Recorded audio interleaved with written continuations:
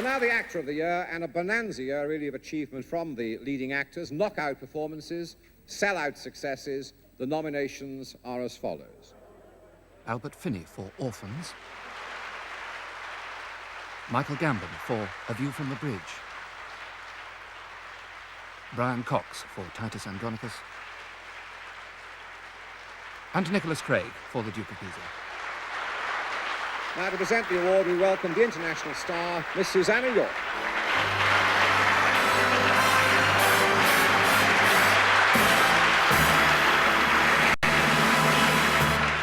Thank you very much. Coming out top of the Best Actor class is... Now this, for me, is the most horrendously difficult part of the entire acting process. One has no script, no proper rehearsal period, very little makeup, and of course profoundly mixed feelings about the validity of awards per se. For it to be engraved on a bit of bronze that one is a better actor than, say, Brian Cox would be ridiculous. Deeply embarrassing for Brian and myself, and absurd because I've seen Brian be bloody good in some things. He's a smashing actor, and I love him to death. Nevertheless, the award is very much part of the actor's life, and we must learn how to handle it. In fact, whether you're a winner, a nominee, or if you're just presenting an award, there are more performance skills required here than for any other kind of acting. And it's award ceremony technique that we're going to be looking at in this programme, so let's warm up with some walk-ons.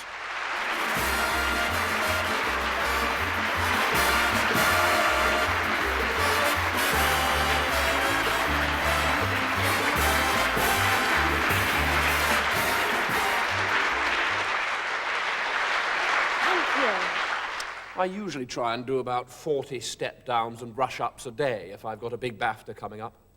It's important to get properly toned up before we come into the ceremony space, because we might be at the table for 5 or 6 hours before we're needed.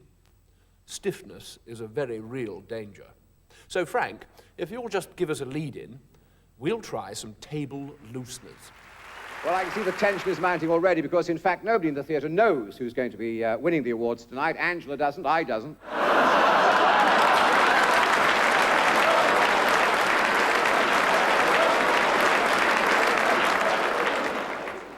We could spend 2 or 3 days just working on table looseners, but we must on now. So can I suggest you practice at home in your own time, or better still, form a group and go to a Chinese restaurant? Okay, let's look now at some presentation techniques. As we've seen, a hat or a staircase can perk up your entrance no end.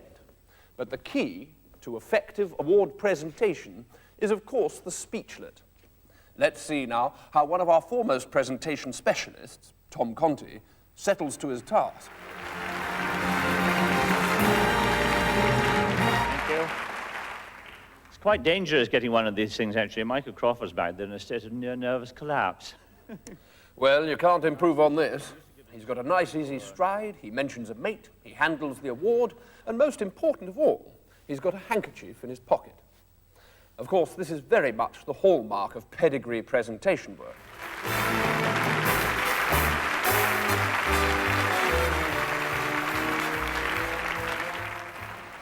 Thank you very much.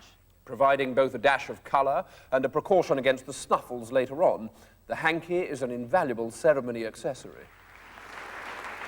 Joan Littlewood here, demonstrating a characteristic piece of handkerchief improv. Yes. Here we see how even the most modest of hankies can give a fledgling presenter increasing confidence. All we really require is somebody who can create that special kind of magic in the theatre called high-definition performance. High-definition performance. High-definition performance. High-definition performance. But let's get back to Tom. This one, actually, I'm delighted to tell you, is for the Theatre of Comedy performance of When We Are Married. Superb handling skills. But the really clever thing here is that Tom is working without an envelope. Well, I admit it's very exciting to watch, but I'm afraid I'm a bit old-fashioned about the envelope. And I've always felt that properly applied, the Manila method can be the most effective of all ceremony techniques. Now, I'm not going to sort of frig about. I'm just going to open the envelope. I'm very happy won't come out. So let's get straight down to it. Hard envelopes to open. I tell you what. Must stop biting my nails. You should have worn gloves. Suspense is going to kill everybody. If you can work the specs in, of course, it immediately creates tension and danger.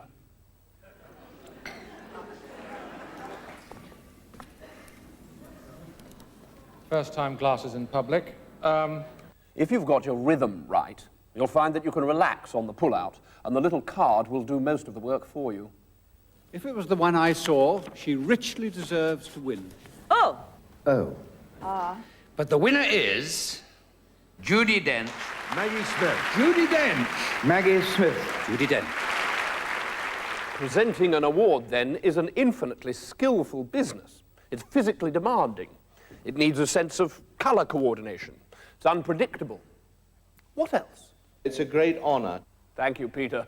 Shall we all try that? I feel very honored. It's a great honor. It's a great honor. It's a great honor. It is a particular honor. I'm really honored.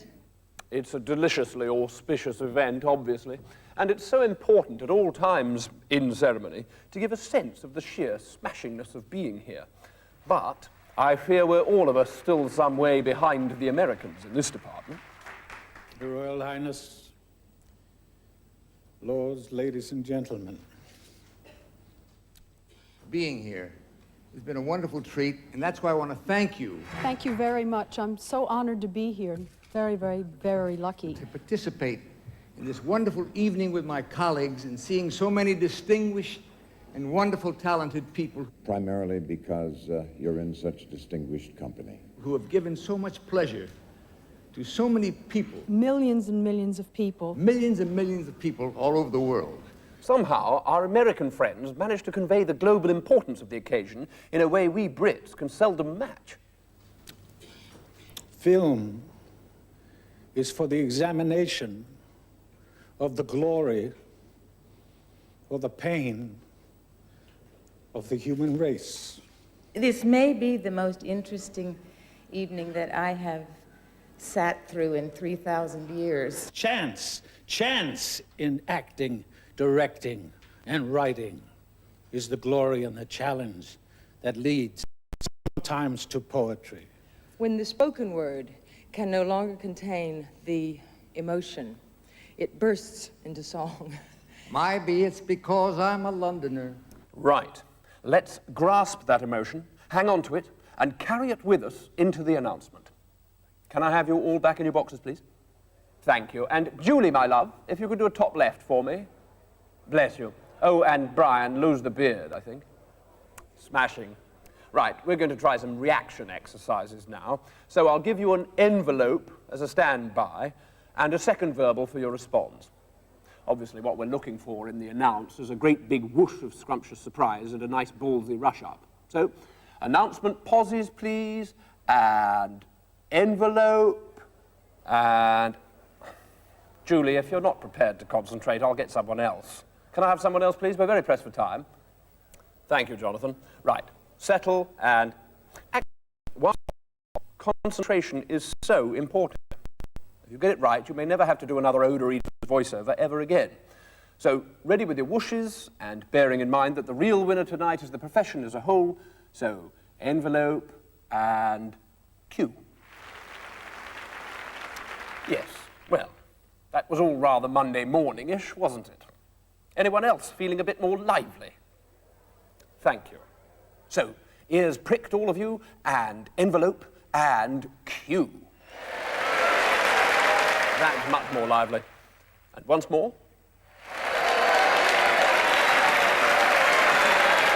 It's important now that we sustain our whoosh as we leave the box and go into the rush-up.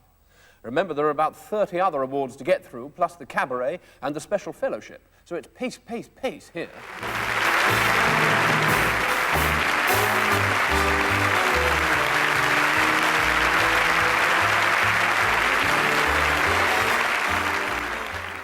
Usually, you'll pick up your award from a mate, so you can have a hug and a natter and it's lovely. But sometimes you may have to receive it from one of the sponsors.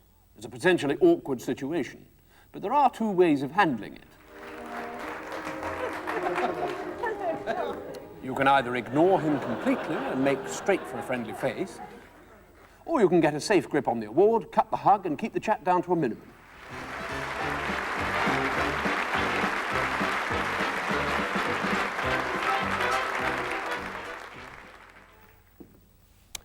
Now we're ready to tackle what is perhaps the most exacting aspect of ceremony technique, the acceptance speech. You've got a lot to get through, so I always think it's a good practice to take a beat before you start. Oh. And just get the feel of the award. It's heavy. It's really heavy.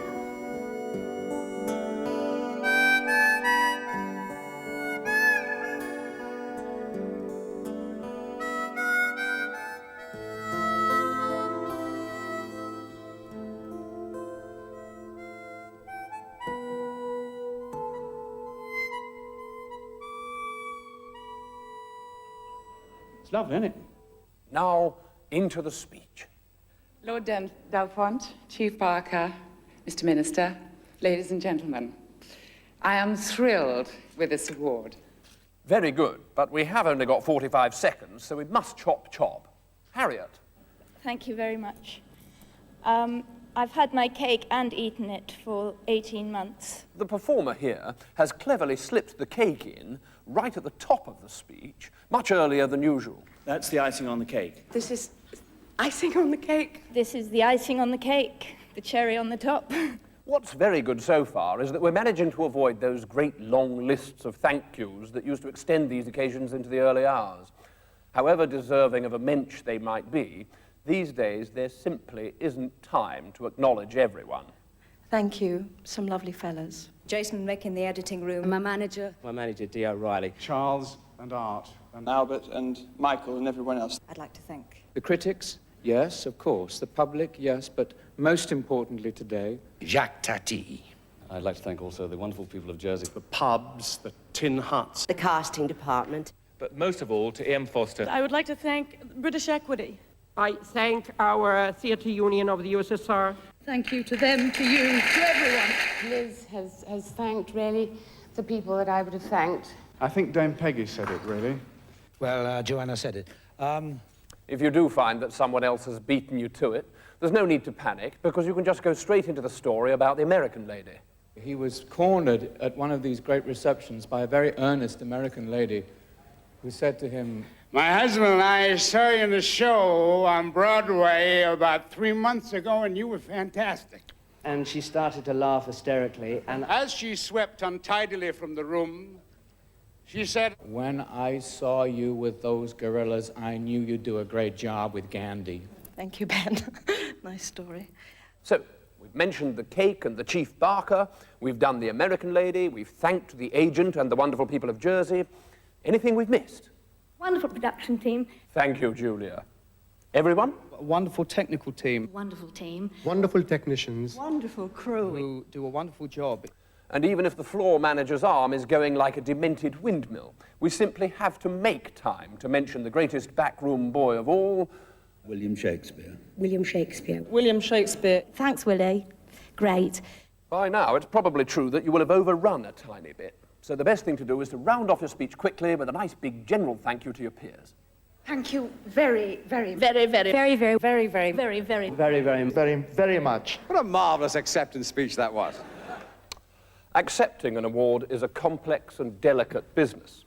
The strange thing is that no matter how many times you make your journey out of your box and onto the stage, you never feel you've totally mastered the art, because no two award ceremonies are alike. Now, these awards are, of course, virtually unique. A unique event, this. And you know, there are two aspects of these awards which really are unique. The judging panels are unique. It's uniquely constructed of people who are Really uniquely important. The second unique thing is that These awards, now in their 12th year, are unique. and really that makes them not only unique, but also very special indeed.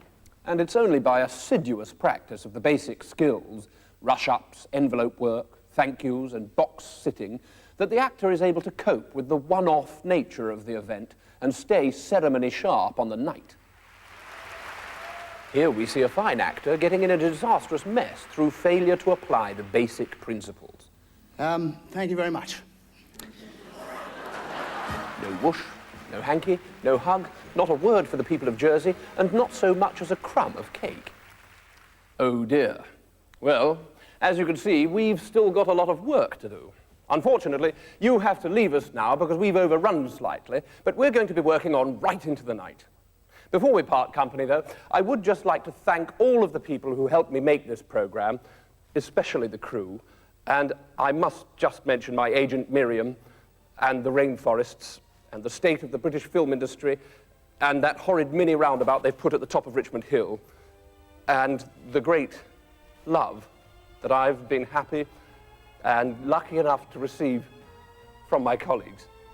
God bless you. Oh, and Bob Geldof.